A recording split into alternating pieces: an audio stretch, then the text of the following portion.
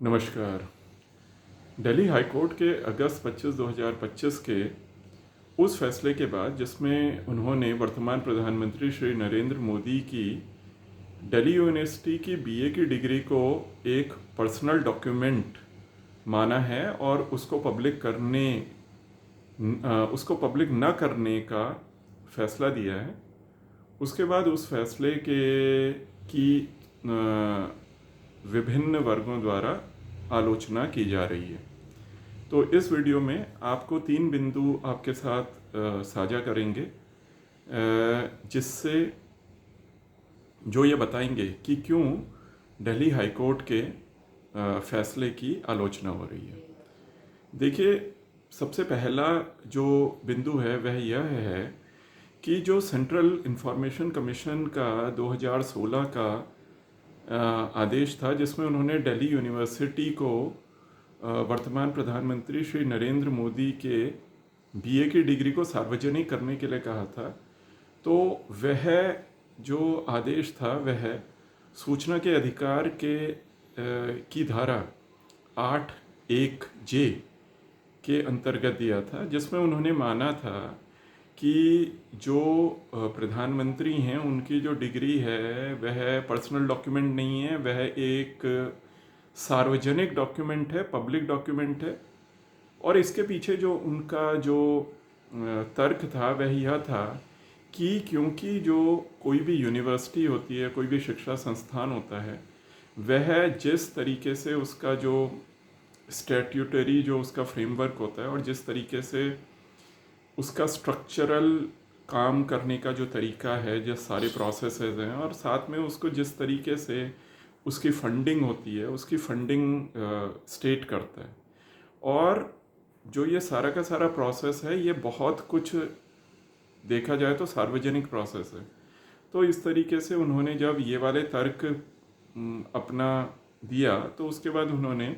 Delhi university को आदेश दिया है कि वह वर्तमान प्रधानमंत्री नरेंद्र मोदी जी की डिग्री को सार्वजनिक करे। उसके बाद जब ये अगस्त 25, 2025 3 दिन पहले, जो अब दिल्ली यूनिवर्सिटी में दिल्ली यूनिवर्सिटी CIC के आदेश के खिलाफ वह चली गई हाई कोर्ट। अब हाई कोर्ट का ये जो फैसला है अगस्त 25 का, इसमें इन्होंने दिल्ली यूनिवर्सिटी के डिसीजन को ठीक माना है और उन्होंने ये कहा कि प्रधानमंत्री की जो डिग्री है वो एक पर्सनल डॉक्यूमेंट है और इसको सार्वजनिक करने की आवश्यकता नहीं है। लेकिन अगर हम ये देखें कि 2016 से 2025 के बीच में ऐसा क्या हुआ कि जो केंद्रीय सूचना आयोग का जो फैसला था वह बिल्कुल ही गलत हो गया, इतना गलत हो गया कि उसके बाद उसको दिल्ली हाई कोर्ट ने बिल्कुल उसको पलट दिया। तो देखिए, इसी बीच 2023 में एक संशोधन आया है एक एक्ट के सेक्शन में। वो एक्ट है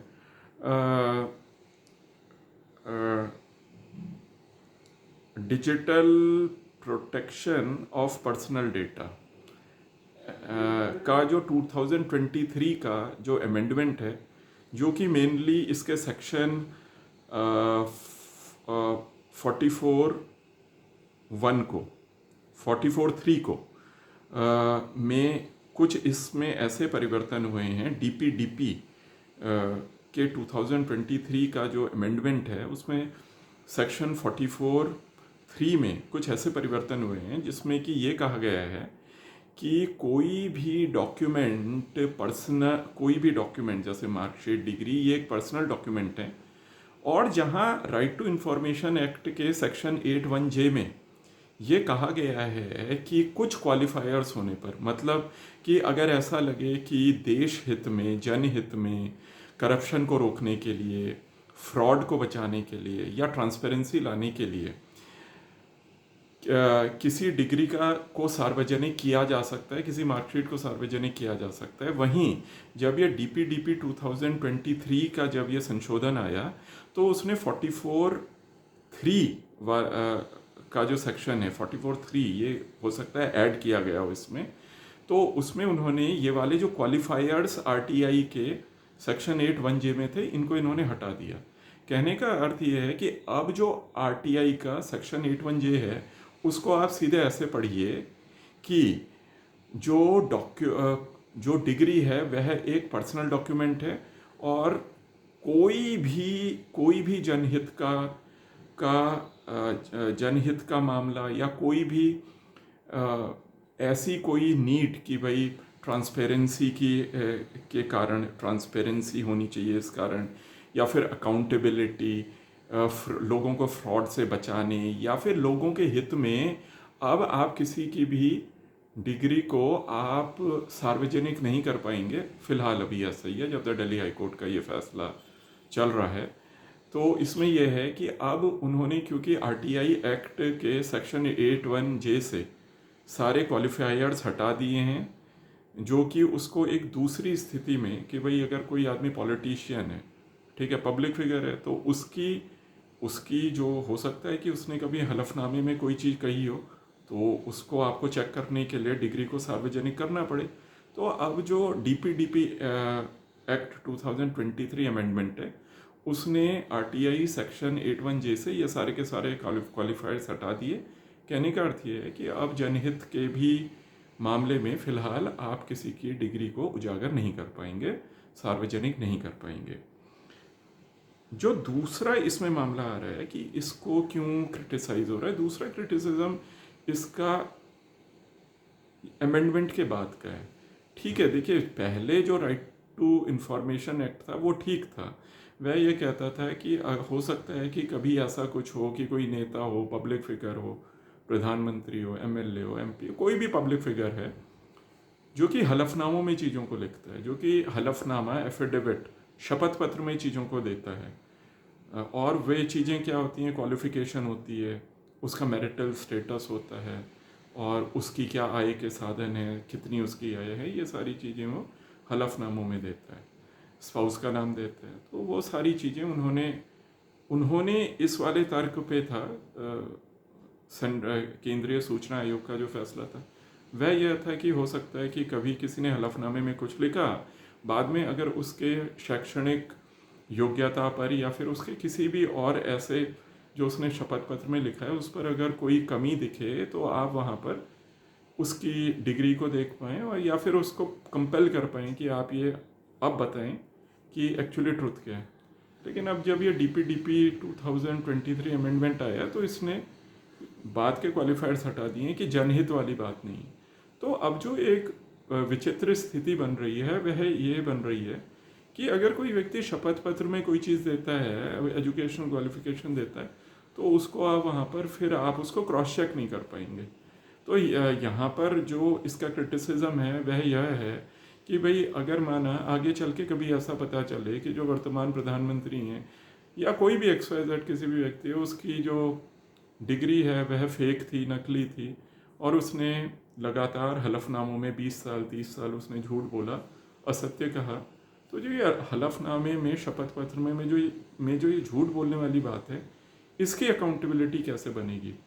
आपको ये बात बताएं कि हलफनामों में जो अगर कोई व्यक्ति झूठ बोलता है तो 7 साल तक की उसको सज़ा हो सकती, लेकिन अब आपने इसमें जब ये फैसला दे दिया तो आपने इसको परवीव से हटा दिया।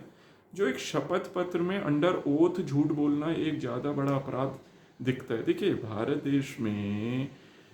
प्रधानमंत्री बनने के लिए आपको शिक्षा की जरूरत नहीं है, एलिजिबिलिटी नहीं है। अगर कोई व्यक्ति अनपढ़ भी है वह भी प्रधानमंत्री बन सकता है, राष्ट्रपति बन सकता है, एमएलए एमपी कुछ भी, जनप्रतिनिधि बन सकता है, मिनिस्टर भी बन सकता है। लेकिन जो यहाँ पर एक बात ये है कि अब ये कैसे बात होगी कि किसी व्यक्ति ने शपथ पत्र में कोई चीज़ दी है तो वह कैसे उजागर होगी कि वह सत्य है असत्य। अगर माना कि कोई व्यक्ति लगातार झूठ बोलता रहे शपथ पत्र में, तो अब वो कैसे चेक होगा। और तीसरी बात जो ये है वह बहुत कुछ एफिडेविट से संबंधित है। देखिए, कई बार लोग ये बोलते हैं कि भाई एफिडेविट में, देखिए एफिडेविट में जो भी चीज़ लिखी जाती है माना जाता है कि पब्लिक है, वह चीज़ माना जाता है सार्वजनिक है। क्यों, हम बहुत सारे लोग जब पढ़ाई करते हैं तो कई बार वो शपथ पत्र देते हैं, आप जो कोई भी फॉर्म भरते हैं उसमें हम शपथ पत्र लिखते हैं। अगर वहाँ पर चेक किया है, वहाँ पर ये कहते हैं कि अगर आपको नौकरी भी मिलती है उससे पहले भी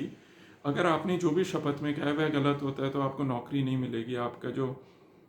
इसमें कैंडिडेचर है वो वहाँ पर रद्द हो जाएगा। बाद में अगर नौकरियों के बाद लोगों के झूठ सामने आते हैं तो नौकरियाँ उनकी चली जाती हैं।